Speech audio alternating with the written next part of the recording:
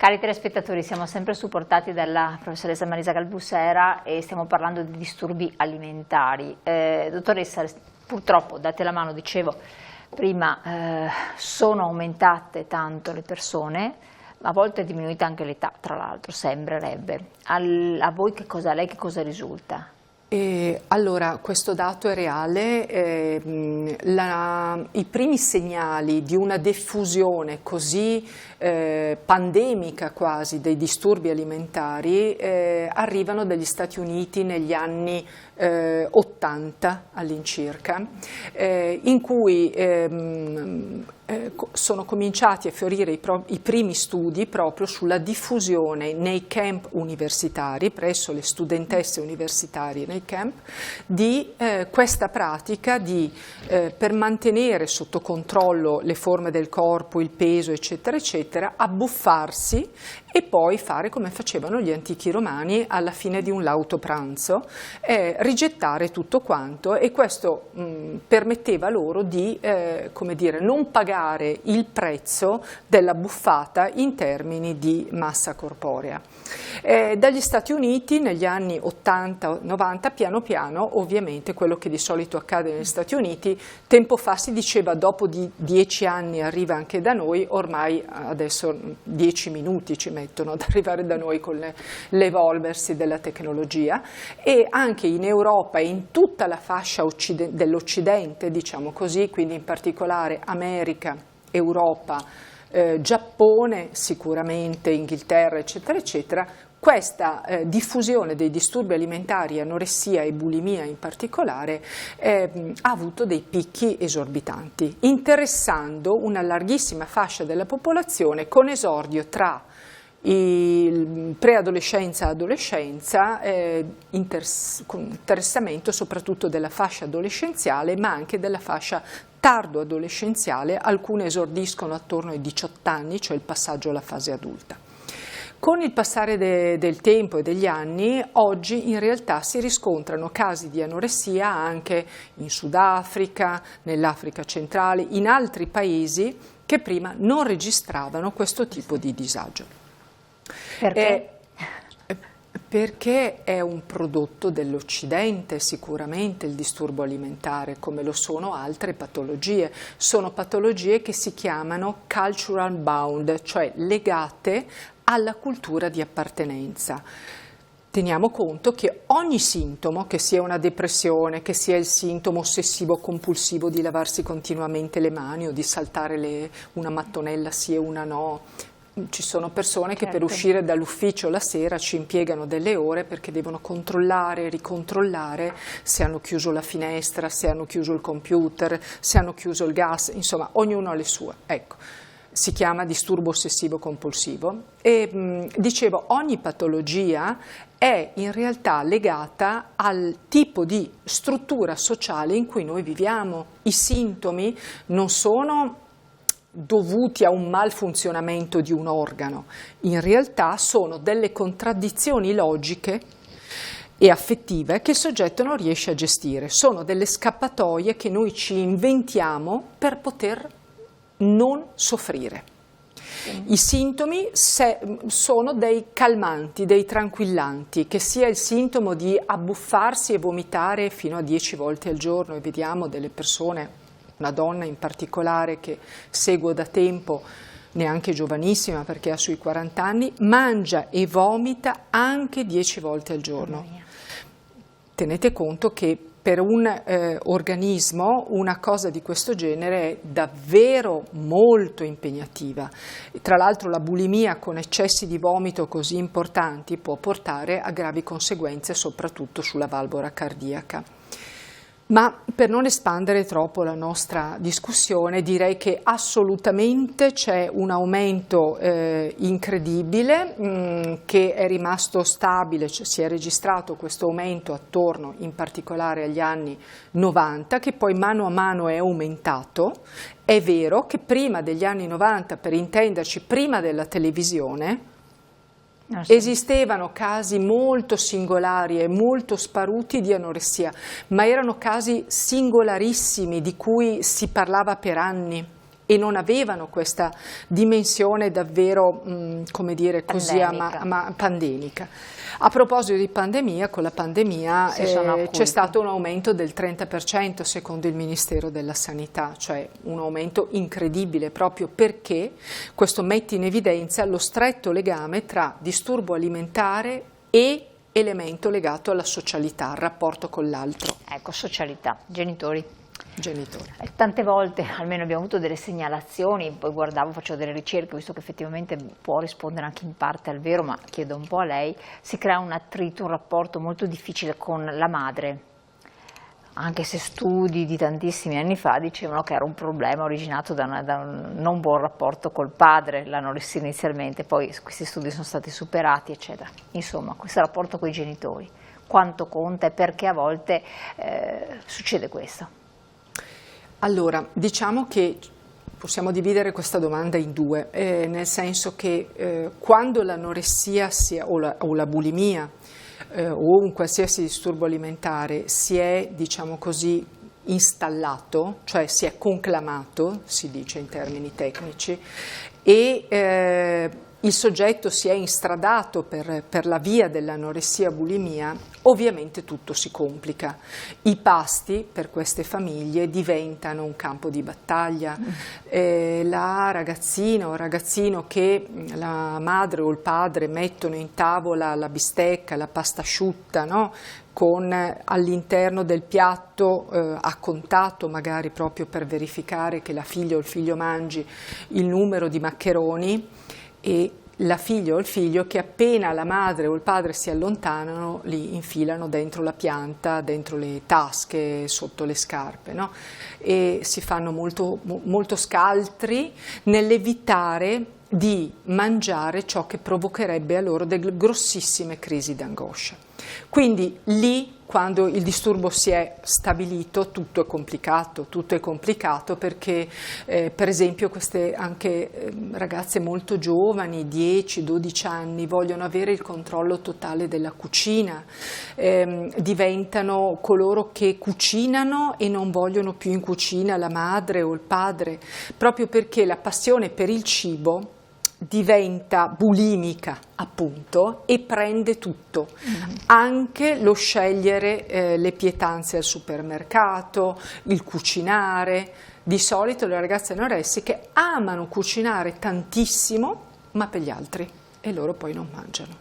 Amano guardare l'altro che si nutre, che gode del cibo, e però loro stanno nell'astensione quasi totale, no? Quindi qui è tutto già complicato, perché scatta l'angoscia dei genitori per una figlia o un figlio che sappiamo bene di queste patologie si può morire, no? Perché se un organismo non si nutre muore, e scatta l'angoscia e quindi tutto diventa complicato perché i genitori diventano ossessivi nel controllo del cibo e la quindi figlia... sono dei nemici i genitori da combattere? Assolutamente, perché i genitori vorrebbero che la figlia o il figlio mangiasse, la figlia non vuole mangiare, o viceversa.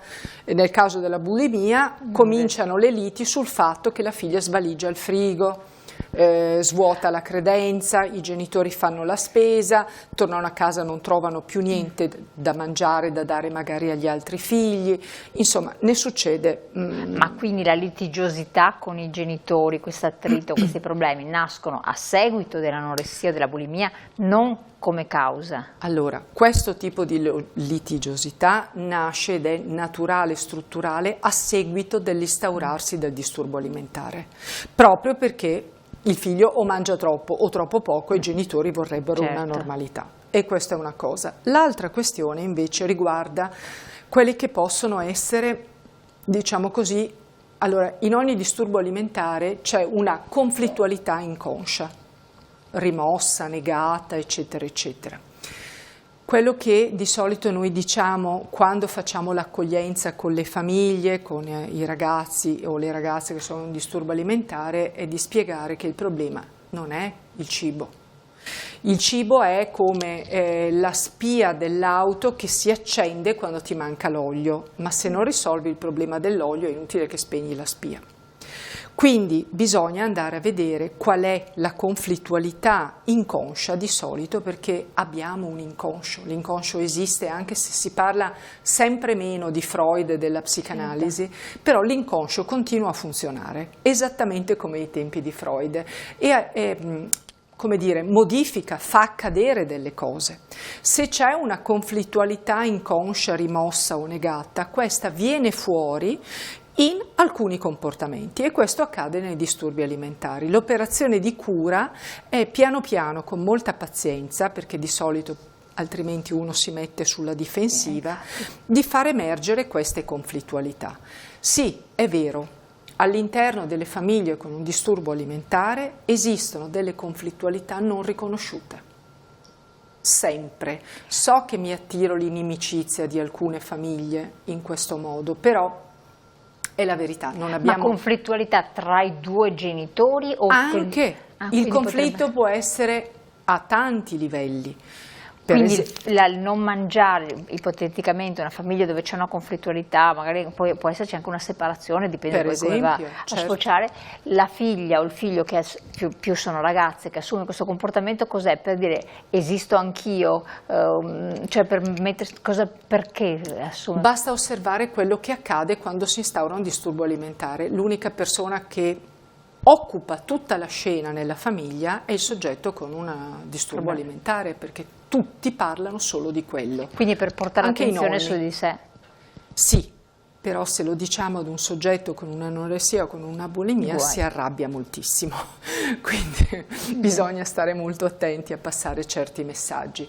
Però non è solo questo, voglio che mi guardino, perché no, sarebbe un po' banale, riduttivo. In realtà c'è una grave sofferenza che il soggetto prova a spegnere con il disturbo alimentare. Il disturbo alimentare diventa una specie di farmaco per non sentire il dolore. Quindi bisogna guarire il dolore, sanare quel dolore. Dobbiamo fare piano piano è farlo emergere, e di solito fa male. Si sta meglio col sintomo. Per convincere i soggetti a rinunciare ai loro sintomi bisogna piano piano che si concedano di far uscire la conflittualità che li fa soffrire, e poi il sintomo sparisce veramente come neve al sole, cioè senza bisogno di un impegno. La parte difficile è trovare la forza e l'impegno per far emergere quello che fa male. Chiaro. Quindi diciamo che il controllare la dieta, l'alimentazione, che mangi o che non mangi, eccetera, è per far non morire la persona, che è importante, che è importantissimo, certo. Però non è la guarigione, perché la guarigione è molto più profonda, è un lavoro molto, forse anche più lungo, ma si guarisce, dottoressa, in chiusura? Oh, finalmente questa domanda a cui tengo moltissimo. Io confesso di andare in giro a parlare di disturbi alimentari per rispondere a questa domanda. Si guarisce. Ci tengo molto a sottolinearlo, perché alcune ricerche, alcuni gruppi di studiosi invece e anche di curanti sono dell'avviso che niente, da un disturbo alimentare non si guarisce mai realmente, bisogna imparare a conviverci. Non è vero, non è vero. Noi abbiamo visto le persone che sono guarite, per cui mangiare è una pratica piacevole, equilibrata, normale e fine, e il cibo non invade più le loro giornate, la loro testa e il loro cuore. Sciolto il nodo, risolto tutto. Non è facilissimo, bisogna confessarlo, perché di solito c'è proprio, è come se avessero sepolto questo dolore sotto una lastra di ghiaccio, e prima di riuscire a sghiacciare quel ghiaccio ci vuole molta pazienza, e ci vuole un'equipe che lavori tutte insieme, ci vuole molto spesso anche la collaborazione dei genitori. Infatti stavo chiedendo, l'abbiamo detto un po' all'inizio come battuta d'apertura, forse era un fuori onda, bisogna coinvolgere le famiglie, il padre, la madre, i fratelli, le sorelle, quello che è, tutta la famiglia deve essere coinvolta in un percorso che porti alla risoluzione dei problemi, e poi magari rende anche più semplice la vita stessa della dinamica di coppia, di famiglia che ci può essere. Assolutamente, di solito quello che ci chiedono i genitori è come facciamo ad aiutare nostra figlia o nostro figlio, no? Quindi inizialmente la preoccupazione è proprio di: devo dirgli che mangia troppo, devo stare zitta, se la sento che va in bagno, si chiude in bagno, sento i rumori, magari vomita, devo intervenire, non devo intervenire, e noi certamente diamo qualche suggerimento, pur sapendo che però con quello non è risolutivo, semplicemente si evita di peggiorare la situazione. Quello che invece poi è importante fare è che i genitori provino un pochino per volta a mettersi in discussione. Ripeto, fare il genitore è il mestiere più difficile in assoluto, fare la psicanalista è una passeggiata di salute al confronto, perché avere la responsabilità di una vita da crescere è complicatissimo e molto spesso i genitori sono soli, perché oggi siamo sempre più soli. Prima c'era un villaggio che cresceva un bambino, certo. Oggi i due genitori sono da soli davanti a una serie di sfide, delle conflittualità, le loro storie che si portano dalle loro famiglie e che non sanno magari, no, di trascinarsi dietro, e questo passa alle generazioni successive, soprattutto quando i genitori vogliono essere assolutamente meglio dei loro genitori per dare ancora di più ai loro figli.